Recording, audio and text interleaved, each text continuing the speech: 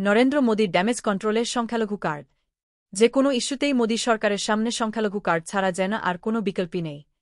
হিন্দুত্ববাদী রাজনীতি টিকিয়ে রাখা, প্রতিবেশী দেশকে অয়াচিত চাপে রাখা, নিজের ভাবমূর্তি বাড়ানো অথবা ড্যামেজ কন্ট্রোল সব জায়গাতেই নরেন্দ্র মোদির একমাত্র অস্ত্র সংখ্যালঘু কার্ড। কোনো ধরনের তথ্যপ্রমাণ ছাড়া পেহেলগাম হত্যার দায় পাকিস্তানের উপর চাপিয়ে আন্তর্জাতিক মতামত উপেক্ষা করে পাকিস্তানে মিসাইল হামলা চালিয়েছে নরেন্দ্র মোদির দেশ ভারত। ভারতের এই হামলার ব্যাপারে পাকিস্তানের তাৎক্ষণিক প্রতিক্রিয়ায় রাফায়েল সহ ৫ যুদ্ধবিমান ভূপাতিত, একটি ব্রিগেড সহ সীমান্তের বেশ কয়েকটি সেনাক্যাম্প ধ্বংস করা হয়। অন্যদিকে ভারতের হামলায় নিহত হয়েছেন নারী শিশুসহ অন্তত ৩৬ বেসামরিক নাগরিক। ধ্বংস হয়েছে মসজিদ ও স্কুল। ফেস শেভিং বা মুখরক্ষার হামলা চালিয়ে রীতিমতো বিপাকে পড়েছে মোদি সরকার। অপরিণামদর্শী এই হামলা আন্তর্জাতিকভাবে ব্যাকফুটে ঢেলে দিয়েছে ভারতকে। ইসরায়েল ছাড়া কেউ তার পাশে এসে দাঁড়ায়নি। মার্কিন প্রেসিডেন্ট ডোনাল্ড ট্রাম্প ভারতের পদক্ষেপকে লজ্জাজনক বলে আখ্যা দিয়েছেন। সব মিলিয়ে বড় ধরনের চাপের মধ্যে রয়েছে মোদি সরকার। মোদি সরকার এই মুহূর্তেও তার ড্যামেজ কন্ট্রোলে সেই সংখ্যালঘু কার্ডই খেললেন। পাকিস্তানের হামলার ব্যাপারে সরকারের পক্ষ থেকে যে ব্রিফিং করা হয়, সেখানে ভারতের পররাষ্ট্র সচিব বিক্রম মিশ্রির সঙ্গে যে দুজন সামরিক কর্মকর্তাকে হাজির করা হয়, তাদের মধ্যে একজন মুসলিম, অন্যজন শিখ সম্প্রদায়ের। তাৎপর্যপূর্ণভাবে ২ সামরিক কর্মকর্তাই নারী। এদের মধ্যে একজন সেনাবাহিনীর কর্নেল সোফিয়া কুরেশি, অন্যজন বিমান বাহিনীর উইং কমান্ডার বমিকা সিং।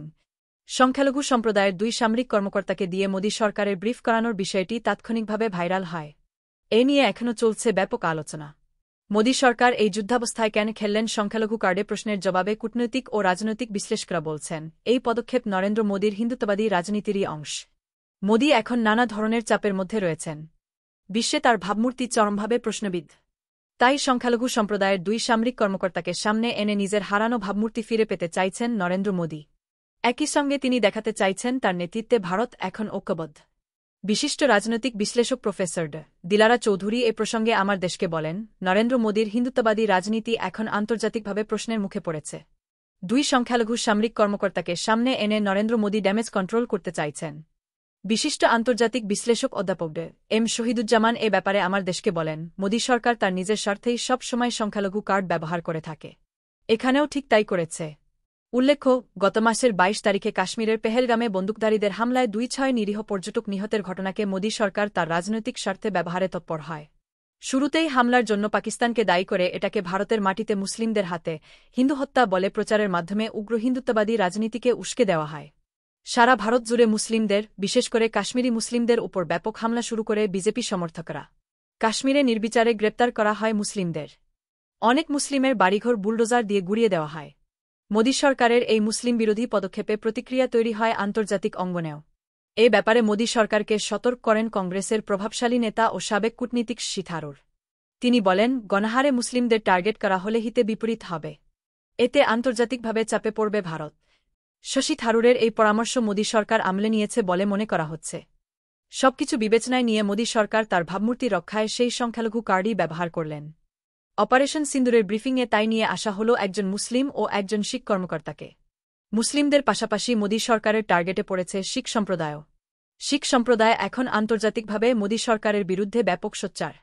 মোদি সরকার চাইছে অপারেশন সিন্দুরের ব্রিফিংকে সামনে এনে তার ভাবমূর্তি মেরামত করতে। অধ্যাপক এম শহীদুজ্জামান এ ব্যাপারে আমার দেশকে বলেন, মোদি সরকার তার হিন্দুত্ববাদী রাজনীতির স্বার্থেই সব সময় সংখ্যালঘু কার্ড খেলে থাকে। এখানেও তাই করেছে। মোদি এখন নিশ্চিতভাবেই সংকটের মধ্যে আছেন। এখন মোদি সবাইকে তার পাশে পেতে চাইছেন। তিনি বিশ্বকে দেখাতে চাইছেন আমরা ঐক্যবদ্ধ এবং আমরা সবাই ভারতীয়। এখানে সংখ্যালঘু বলে কিছু নেই।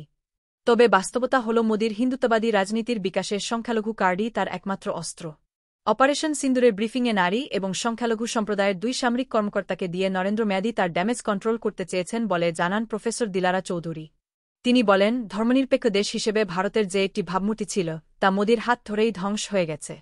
আন্তর্জাতিকভাবে মোদির হিন্দুত্ববাদী রাজনীতি এখন প্রশ্নের মুখে। কানাডায় শিখ নেতা হত্যার পর খালিস্তান আন্দোলন এখন তীব্র হচ্ছে। পাকিস্তানে হামলার নিন্দা জানিয়েছে বিভিন্ন শিখ সংগঠন। সব মিলিয়ে মোদি এখন প্রচণ্ড ভাবমূর্তি সংকটে। মোদি অপারেশন সিন্দুরের ব্রিফিংয়ের মাধ্যমে তার ভাবমূর্তি উদ্ধারের চেষ্টা করছেন। তবে এই চেষ্টা সফল হবে বলে মনে হয় না।